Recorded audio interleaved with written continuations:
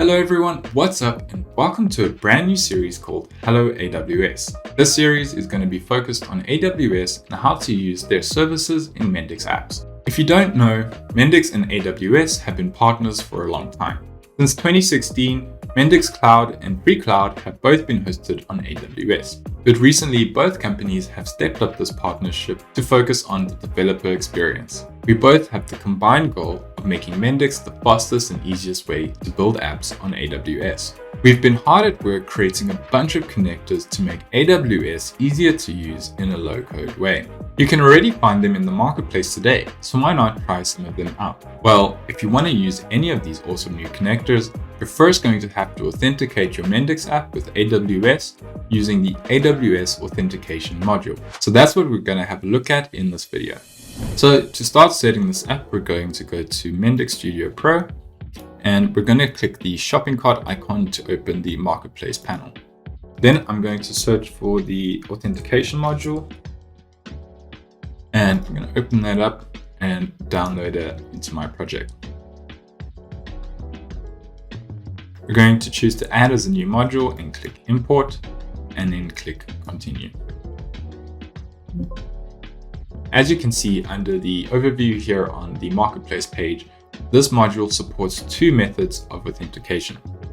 First up, they have static credentials, which is based on AWS access keys and secret access keys. Now, this method may be what most developers are familiar with, but it's actually less secure. If someone gets access to those credentials, your app is exposed.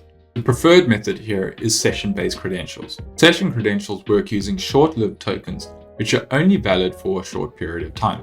It works by establishing trust beforehand using the AWS Roles Anywhere feature. Once trust has been established, you can obtain your short-lived session credentials and use those to generate your Sigv4 headers, which are required for AWS services. So what are Sigv4 headers? Signature version 4 is AWS's signing protocol, which is required to authorize REST API requests for their services. In other words, they're special headers you need to add to your REST request in order to securely connect with AWS. Don't worry though, most of our modules handle this for you, and you'll only need to think about your Sigv4 headers when creating your own integrations. So for this next part, we're going to log into the AWS console. Once you're logged in, you're going to search for Roles Anywhere. So this is a quick 3-step process in order to establish trust with your request. The first thing we need to do is to create a trust anchor. So we're going to click Create a Trust Anchor. We're going to firstly make sure that your region is correct. It needs to be the nearest region closest to you. This is to reduce latency. Then we're going to give it a trust anchor name. So, hello AWS. And I'm going to opt for an external certificate bundle. Now I have a private CA open here in Visual Studio. So you're going to take from our private ca.pem file, we're going to copy the certificate here, and we're going to paste it in here. Then we're going to say create a trust anchor. I'm not going to actually cover how to make a certificate authority in this video because it takes quite a few steps. But if you're interested on how to do this, you can head over to the new developer blog where my colleague Joe Robertson has written a complete guide on exactly how to do this. So step 2 of this process is to create a new IAM role. So we're going to do that now. We're going to click create a new role. And we want to create a custom trust policy. And then you have to paste in this specific JSON. You're going to overwrite what is there. Make sure there is no leading white space, it will fail. And we can click next. Next up, you need to select the policies. Now the policies are relating to the AWS services you want to use. In my case, I am going to do recognition in my next video. So I'm going to add the policies for recognition here. I'm just going to add all of them, but in a real life scenario, you only want to add the ones you explicitly need, and I'd suggest you find out which ones you need. We have to give it a name. Call this AWS video, and it has permissions, and we can click create role. Final step in the AWS console is to create a profile using the role we just created. So I'm going to step back to the Roles Anywhere page, and I am going to create a profile. So we'll give this a profile name, so AWS video. We're going to search for the role we just created. You can then choose recognition again and create a profile. Now it's time to go to Studio Pro and configure the module there. So I'm going to open it up. On my home page, I have a container here that is taking me to a page. And here in this data source microflow, I call the get credentials method. So we're going to right click here and insert an activity, and we want to get credentials. So we want to get session credentials, and then we need to provide some details to the action. So first up, we need to give it a region. So your region comes from AWS. It is this one up here. Mine is EU West 2. Yours will be more specific to whichever area you chose. So EU-West 2. Then we need our role on, and this we can get directly from AWS's console. So we can go to roles. We're going to look for the role we created. And we're going to copy the ARN from over here.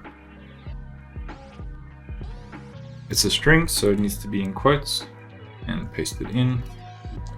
Then we're going to do the same for the profile and the trust anchor. So we're going to go back to AWS, and we're going to go back, and we're going to look for the profile we created.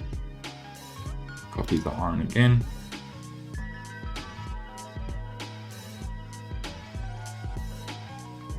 And the trust anchor as well. This one. We're going to copy the ARN again and paste it in here. So there's a few more properties down here, so don't forget about them. So we need to select a client certificate ID, and for the moment I'm just going to put in 1. And then we need to enter a duration. This is going to be 900 as the default suggests. It's about 15 minutes that the token is valid for. And the session name can be anything you want. I'm going to put this as Hello AWS. So what is this client certificate ID? Well, this is the certificate that we uploaded into AWS's console. So we need to make sure that Mendix also has the same certificate, although it requires it in a different format. AWS requires the .pem file, and Mendix requires the .pfx file.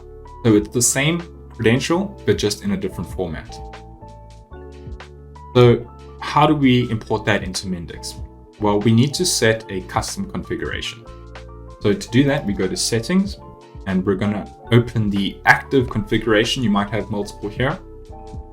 And we're going to go to custom.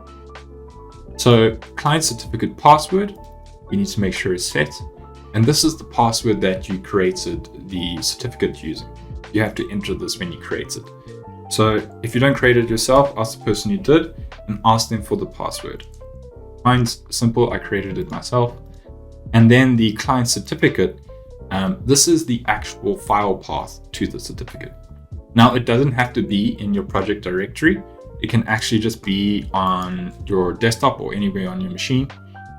Mine is over here on my desktop. So we're going to put that in, and then another backslash. And the file we want is the client.pfx. So we're just going to append that to our string. Okay. And we need to set this as the return value. Now, if we run our app and go to that page, we should be able to see our temporary credentials. Okay, so my app is running. I can go to my browser and to my Mendix app. So I'm just going to sign in using the demo switcher. And I'm going to go to the authentication connector. And there we go. You can see our REST request has triggered in that data source microflow, and it's returned our credentials to us. It's safe to show you guys these because these are going to be invalidated in about 15 minutes. So using these credentials, we can then call the get Sigv4 headers action. However, you don't really need to worry about that if you're using a connector from the marketplace like Recognition, because that module already takes care of it. You'll only need to worry about Sigv4 headers when you're creating your own custom integrations with AWS. Okay, that's all for this video.